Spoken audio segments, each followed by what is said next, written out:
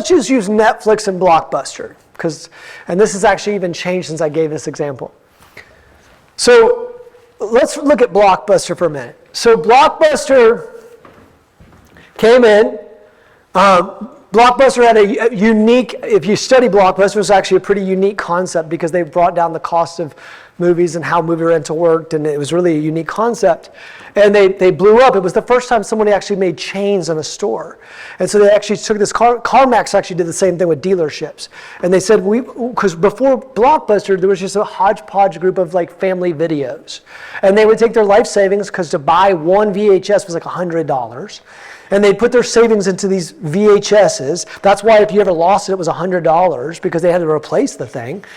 And before Blockbuster, that's all it was family rental places. It was like little like mom and pops that had family rentals. And then ultimately speaking, a guy who ended up owning Waste Management, but basically created Blockbuster. And then they went nationwide. And so they had taken over the entire marketplace. They literally were like 90% market share. And they got hubris born of success, complacent. And they had an opportunity to buy Netflix. How many times? Do you guys anyone know? It's like trivia, 3. First time was 3 million. Second time was 5 million. Third time was 50 million.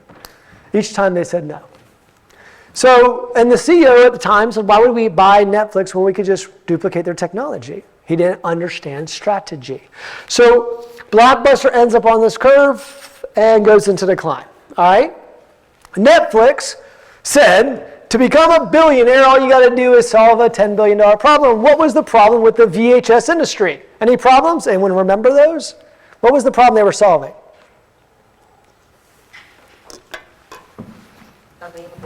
Availability. It came out on Tuesday. By Friday, they were all gone. You look like a homeless person going through the VHS bin trying to find the movie. Some of y'all I know don't remember this, but you go like a homeless person trying to find it. You had to get it back by Monday. If you didn't get back by Monday, it was like 70% of Blockbuster's revenues were rewind fees or late fees. Nobody ever got the thing back on Monday, because who had time on Monday and who felt like doing it on Sunday to go drop this thing off? So nobody would drop the thing off. So Netflix saw that there was a problem. You solve a problem in the marketplace. Netflix said, what if we solve that problem? What if the people could keep it for extended periods of times with no late fees? And what if we could send it direct to consumer? Boom, right? And I remember the first one I got on Netflix, it was the Friends like series. It was like because I had like the actual DVDs, and I think it was Seinfeld and Friends. I think I got all of them, like I watched them back to back. And so Netflix changes the industry. Netflix started realizing there was a problem. They started saying, now Netflix just destroys Blockbuster. Now Netflix does what? When they're at the top of the game, when they've got this DVD market down, when they literally had taken over all the market share, what decision did Netflix make? What did they do? They went streaming. Strategic inflection point, turmoil of uncertainty. They took all their warehouses, all their DVDs, all those jobs, all the forklifts, gone. Do you think that was a period of turmoil and uncertainty?